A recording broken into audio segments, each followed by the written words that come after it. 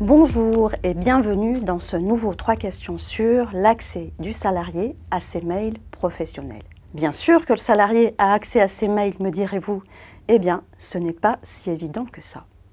Pour preuve, une affaire opposant un employeur et un salarié qui lui réclamait l'accès à ses mails est allée jusque devant la Cour de cassation. Avant de vous répondre, revenons un instant sur le droit d'accès aux données personnelles. C'est le RGPD qui prévoit que chacun a un droit d'accès à ses données personnelles auprès de la personne ou de l'entreprise qui les détient. Une donnée personnelle, c'est une information qui permet d'identifier directement ou indirectement une personne par son nom, son prénom, etc. La Cour de cassation a décidé que les mails qu'un salarié émet ou reçoit grâce à sa boîte mail professionnelle sont des données à caractère personnel. En principe, le salarié a donc le droit d'accéder à ces mails.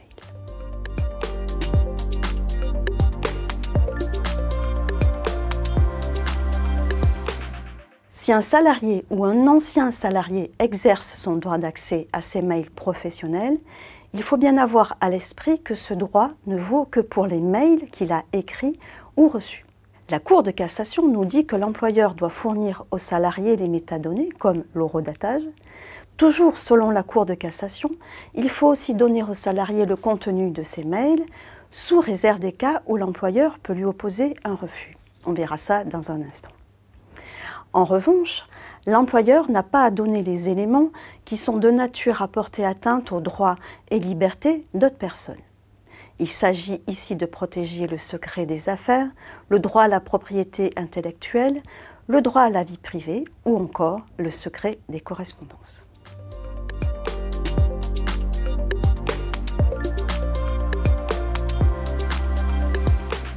La CNIL recommande de suivre les étapes suivantes.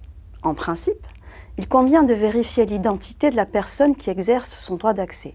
Mais pour un employeur, il est inutile de demander sa carte d'identité à un salarié ou à un ancien salarié qui peut fournir son identifiant professionnel. Ensuite, l'employeur peut demander au salarié de préciser sa demande. Si la demande d'accès porte sur une grande quantité de données, il peut demander au salarié de préciser sur quelles données porte sa requête. Il appartient aussi à l'employeur de vérifier que la demande ne concerne pas un tiers, car une personne n'a un droit d'accès qu'à ses données personnelles. Un salarié ne peut donc pas obtenir des données relatives à un collègue. Et comme on l'a vu, sa demande ne doit pas porter atteinte à d'autres droits.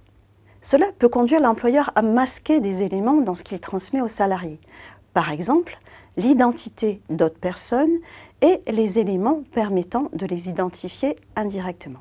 Enfin, pour une demande simple, l'employeur doit répondre dans un délai de 1 mois.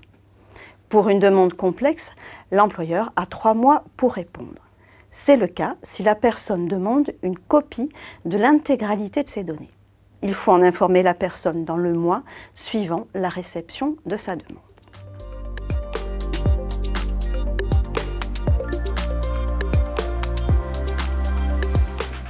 L'employeur peut refuser une demande d'accès dans 2 cas. D'abord, il peut refuser si la demande est infondée ou excessive. Par exemple, un salarié fait des demandes multiples et rapprochées dans le temps d'une copie qui a déjà été fournie. L'employeur peut aussi refuser une demande d'accès si les données ne sont plus conservées ou ont été effacées. Cela peut être le cas des mails d'un ancien salarié qui ont été effacés après son départ.